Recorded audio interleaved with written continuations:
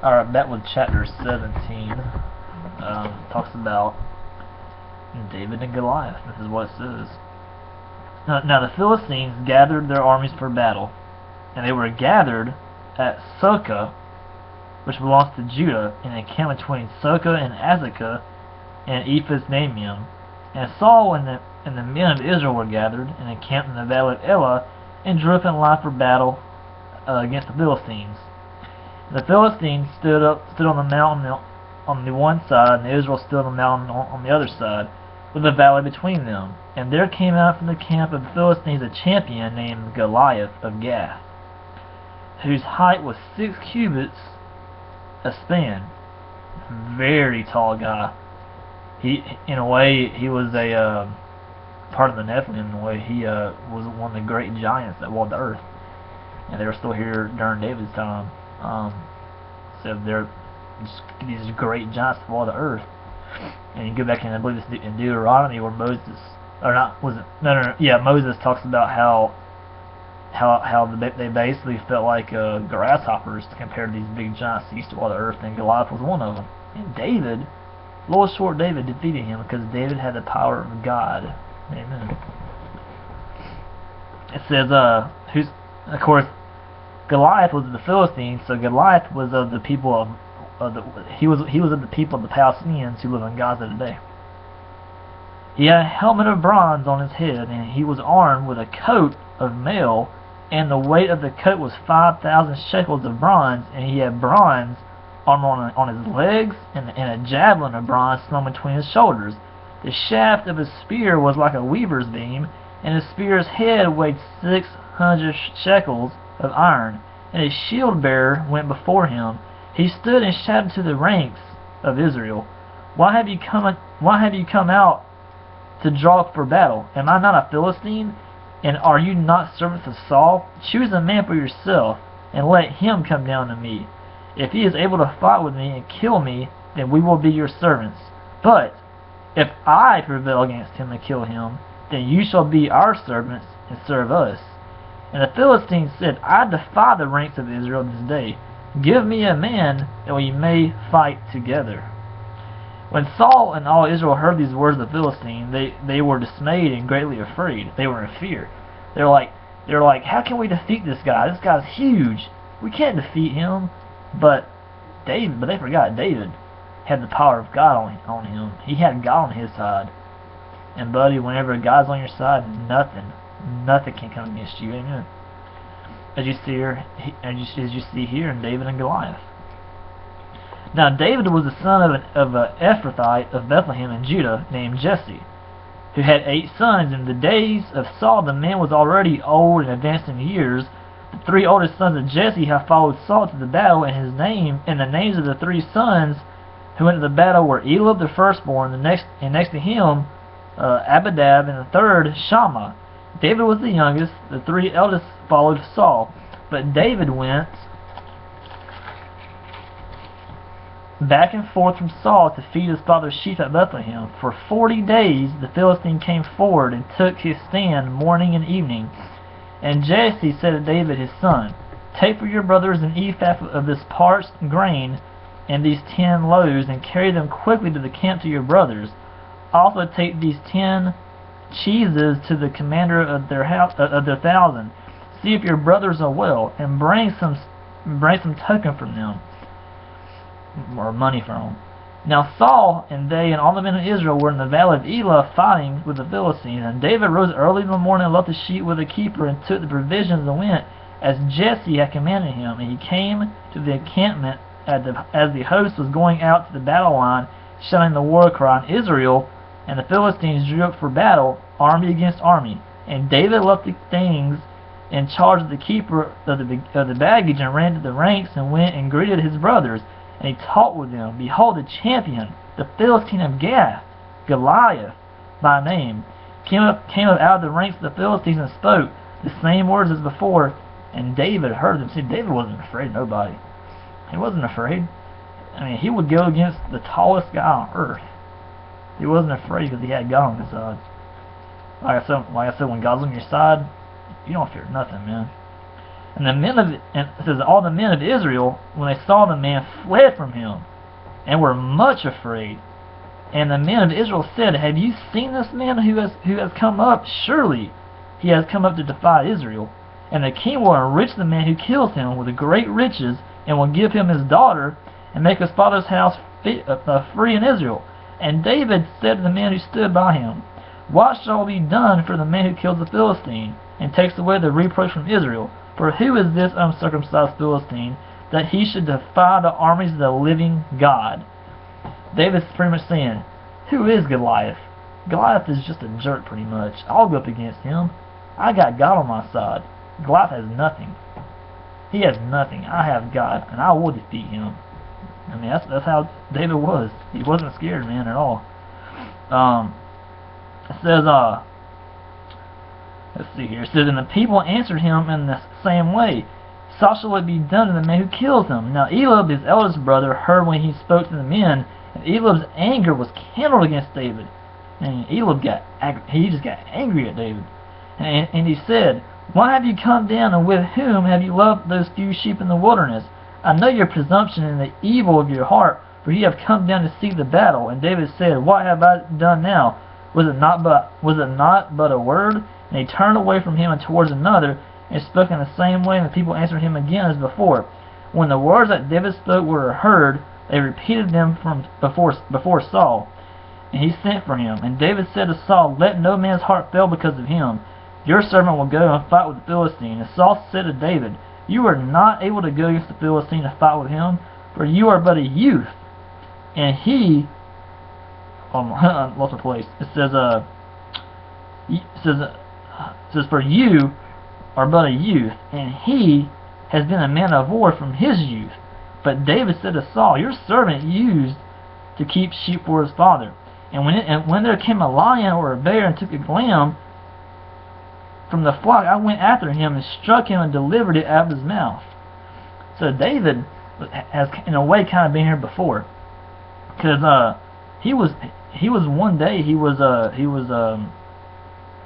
guiding sheep, and it says, and he said that and there came a lion or a bear that took one of them, and David actually killed that lion or bear, whatever it was. He killed it and saved that sheep. So I mean, he's been here before in a way. It says, I went after him and struck him, delivered it out of his mouth.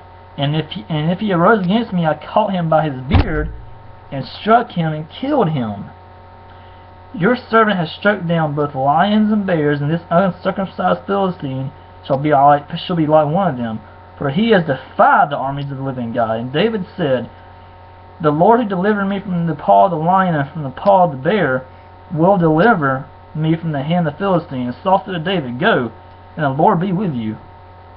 Then Saul clothed David with his armor, and put a helmet of bronze on his head, and clothed him with a coat of mail. And David strapped a sword over his armor, and he tried in vain to go, for he had not tested them. Then David said to Saul, I cannot go with these, for I have not tested them. So David put them off, or took him off, took his armor off. Then he took his staff in his hand, and chose 5 smooth stones from the brook, or from the stream that was there, and put them in the shepherd's pouch. His sling was in his hand, and he approached the Philistine. He was like pretty much, Goliath, bring it on, dude. Got God on my side, man. I ain't afraid. He's saying to Goliath, I ain't afraid of you. The Philistine moved forward and came near to David with his shield bearer in front of him. And when the Philistine looked and saw David, he disdained him, for he was but a youth, ruddy and handsome in appearance. And the Philistine said to David, Am I a dog that you come to me with sticks? And the Philistine cursed David by his God. Wow. Now this is where Goliath screwed up. It says, and the Philistine said to David, Am I a dog? He's basically downing David. He says, let's see here. Lost my place again. And the Philistine cursed David by his, I don't know. It says, and the Philistine said to David, Am I a dog that you come to me with sticks? He's insulting David pretty much. And the Philistine cursed David by his gods. So, and this is in a way right here. This is kind of God defeating the devil again, or demons. Because listen to what it says. It says, "And the Philistines said to David, Am I a dog that you come am I a dog that you come to me with sticks?" I mean, he's insulting David. The Philistine cursed David by his gods, plural form demons. So Goliath believed that his gods was in a way, powerful than the one true God Jesus Christ, which is just crap. Basically, when Goliath insulted David, he was insulting God too, because he was trying to curse David by his gods, who are really demons, who aren't even really gods. They're just trying to be gods. They're not gods at all.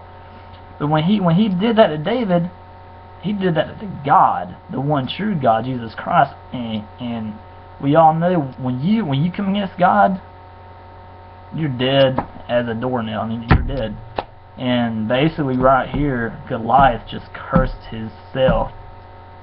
I mean, he basically just damned himself, pretty much, what he just did right here. And by David defeating Goliath, it's kind of like God used David to defeat Goliath and the demons. There you go. It's kind of like God is defeating Satan and the demons again. It's just amazing how God reveals you things. God reveals things to you, man, when you read His Word. But anyway, it says the Philistine said to David, "Come to me, and I will give your flesh to the birds of the air and to the beasts of the field." And David said to the Philistine, "You come to me with a sword and with a spear and with a javelin, but I come to you in the name of the Lord of hosts, the God of the armies of Israel, whom you have defied." So, what David's pretty much saying what I just said. David said, "You just defied my God, the one true God, Jesus Christ. You just defied Him. Now you shall die." That's what Goliath does. He dies. "This day the Lord will deliver you into my hand. I will strike you down and cut your head." Cut his head off, man. David took Goliath's spear and just cut his head off. Let's see here.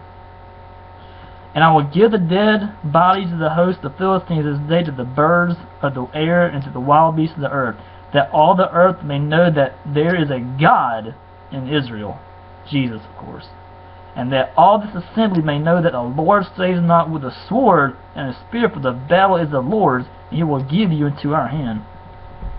When you come against God's children, you come against God, and God will come against you. He pour out His wrath upon you if you come against God's child. When the Philistine arose and came and drew near to meet David, David ran quickly towards the battle line to meet the Philistine. And David put his hand in his bag and took out a stone and slung it and struck the Philistine on his forehead, like dead center right here. The stone sank into his forehead and fell on his face. It basically just crushed his head, and he just fell dead to the ground. So David prevailed over the Philistine with a sling and with a stone, and struck the Philistine and killed him. There was no sword in the hand of David. Then David ran and stood over the Philistine and took his sword and drew it out of his sheath and killed him and cut off his head with it. When the Philistines saw that their champion was dead, they fled. Yeah, because they're cowards. And the men of Israel and Judah rose with a shout and pursued the Philistines as far as Gath and the gates of Ekron, so that the wounded Philistines fell on the way from Sharim as far as Gath and Ekron.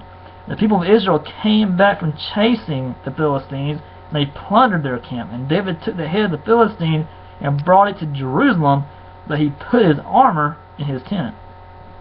Meaning David took the head of Goliath all the way back to Jerusalem, holding it. I mean, that's, wow.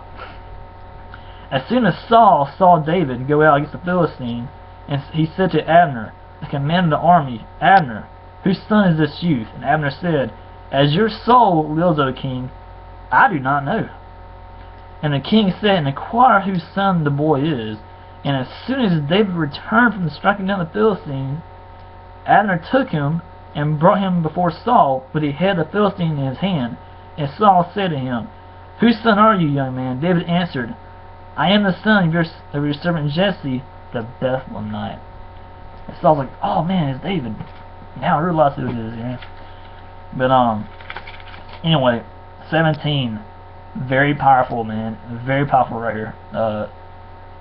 I love chapter 17. It's so powerful, man. It just shows God just totally just destroying this wicked man Goliath, and it just shows the glory of God, that He will protect His children from evil. You know, of course, bad things happen, you know, but God will protect His children no matter what. But it's just God's just defeating in a way the devil and the demons again here by defeating Goliath, because here in 17, Goliath curses David by his gods, or plural form demons, and when that happened, when he cursed David, he was actually attacking God, and when God seen that, what happened?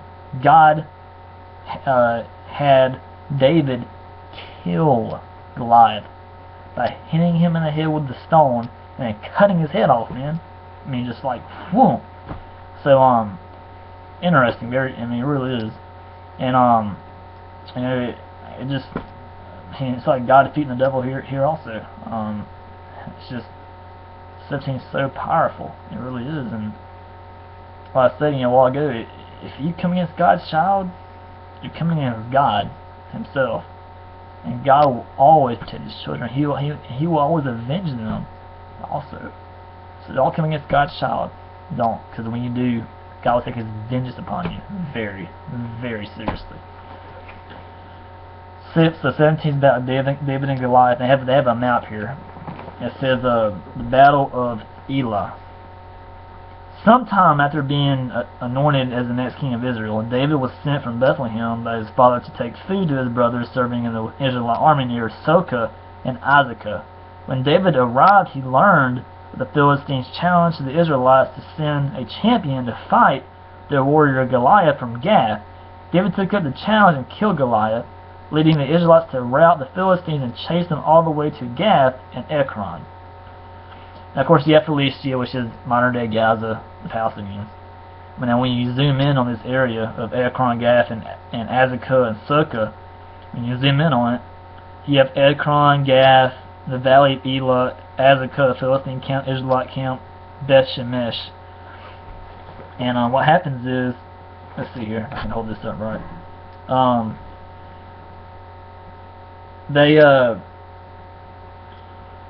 David killed the Philistine Goliath. Okay, basically they're on like two mountains in a way. Over here is Israel's camp. Over here is the Philistines' camp, and between them is like a valley, the valley of Elah.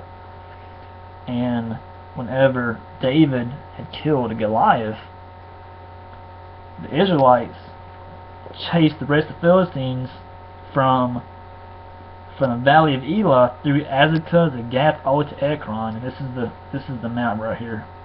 I can hold this Bible up right. Let's see here. Yeah, that's the, when you zoom in on that area where the box is at, that's what you get right there. So that's how it looks. But anyway, that's chapter 17, and we'll be right back with chapter 18 here in a minute. But again, chapter 17 is very powerful. I mean, you can actually preach the whole sermon on 17 when you think about it. Very powerful chapter indeed.